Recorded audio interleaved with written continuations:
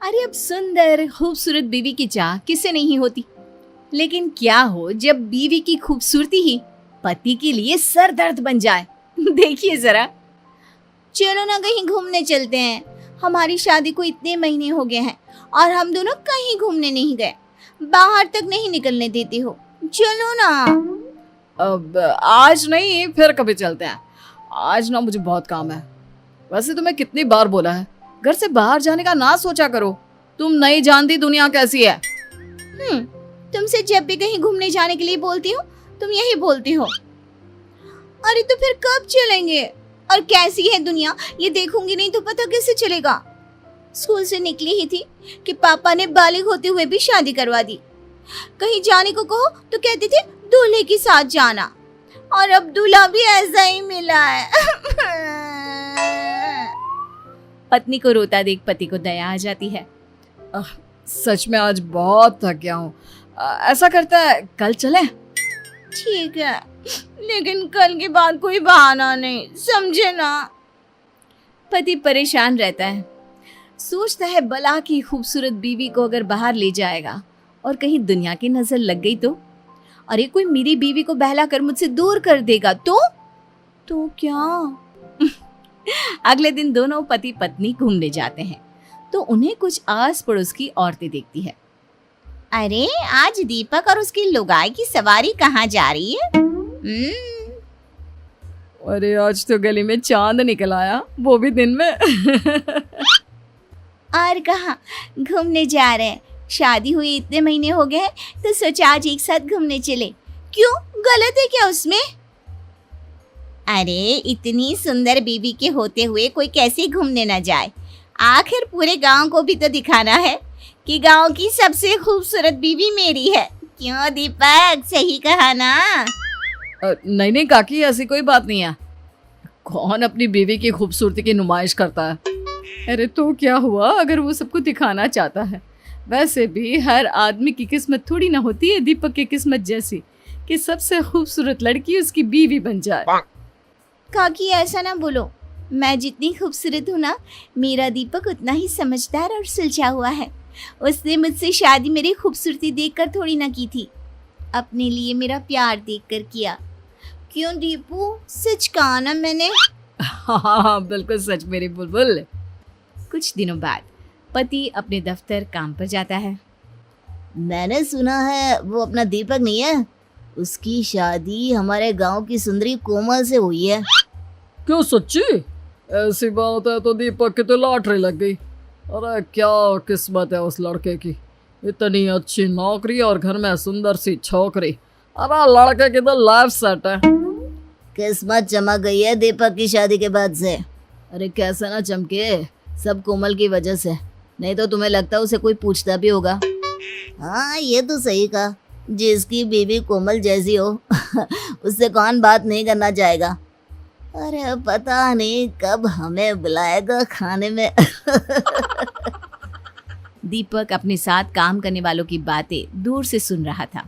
उसे अजीब सा फील होता है कि लोग उसके बारे में क्या क्या बात कर रहे हैं। बात तो सही है, कल तक मेरे घर क्या मुझसे बात भी कोई नहीं करना चाहता था, लेकिन जब से शादी हुई है हर किसी को दीपक के घर आना है, उसे अपने घर बुलाना है। यार मेरी पहचान क्या मेरी बीवी से ही रह जाएगी? शाम को, सुनो ना दीपक, बाजार चलते हैं। वो कुछ ना घर का सामान लाना था, मैं अभी तैयार होकर आती हूँ। क्यों, तैयार ही तो हो, और कितना तैयार होगी? और क्या है जब देखो बाहर भागने की लगी रहती है। क्यों? हाँ मुझे टाइम नहीं है, तुम खुद ही चले जाना। दीपक का रवैया अब तो बीवी के लिए इतना गंदा हो जाता है कि उसकी बीवी परेशान सी रहने लगती है। कुछ दिनों बाद, सुनो दीपक, मेरी माँ बहुत बीमार है। मैं सोच रही थी अगर कल तुम मुझे मेरी माँ के वहाँ छोड़ आती तो। वैसे भी अब मन नहीं लगता मेरा इस घर में, न जाने तुम्हें क्या हो गया है। हाँ बेटा, कल ऐसा कर बहू को उसके मायके छोड़ा। आजकल बहू काफी गुमसुम सी रहने लगी है, बच्ची ही तो है और तू भी तो वक्त नहीं देता। लेकिन माँ मुझे काम है, मुझे दफ्तर भी जाना है, और क्या जरूरत है वहां जाने की? क्या तेरा काम बहू से ज्यादा जरूरी है? क्या हो गया है बेटा, क्यों तू ऐसा हो गया है? तू तो ऐसा नहीं था, कितना खुश था बहू से शादी करने के लिए, अब क्या हो गया? हाँ दीपक, मैं कुछ दिनों से देख रही हूँ तुम कुछ अजीब सा बर्ताव कर रहे हो। क्या हुआ? मुझसे कोई गलती हुई है जिसका तुम्हें बुरा लगा है? अरे मुझे क्या हो गया, और मैं कौन सा जरूरी हूँ कि मुझे कुछ हो और उसका किसी पर असर पड़े। कोई बात नहीं है, मुझे बस टाइम नहीं है, तुम खुद ही अपने मायके चली जाओ, और अब मैं इस बारे में किसी से बात नहीं करना चाहता। पता नहीं क्या हो गया है इस लड़के को, पहले तो ये ऐसा नहीं करता था।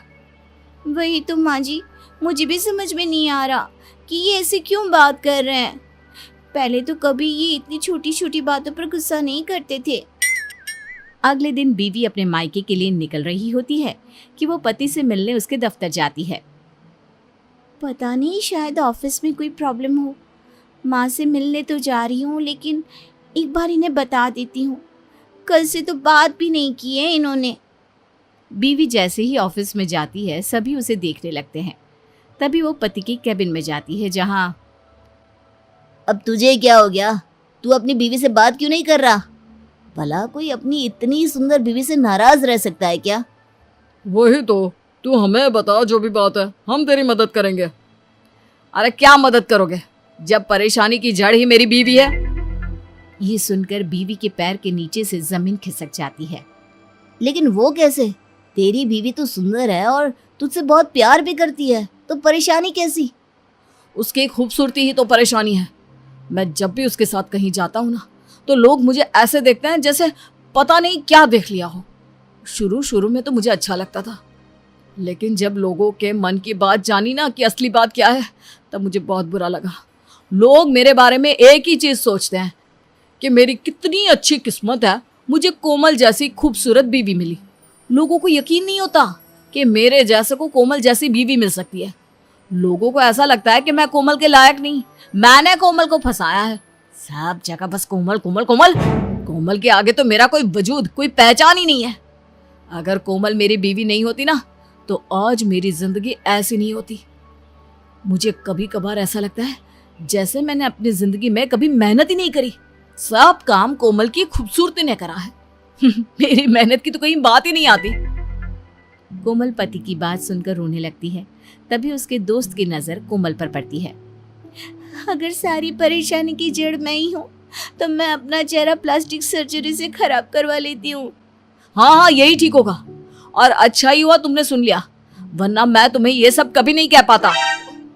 कोमल वहां से जाने लगता है कि रुकिए भाभी, कैसी बात कर रही हैं आप? सभी दोस्त मिलकर पति को समझाते हैं और फिर मुझे माफ कर दो। पति के लिए पत्नी की तारीफ और पत्नी के लिए पति की तारीफ ही असली सफलता है। मुझे माफ कर दो।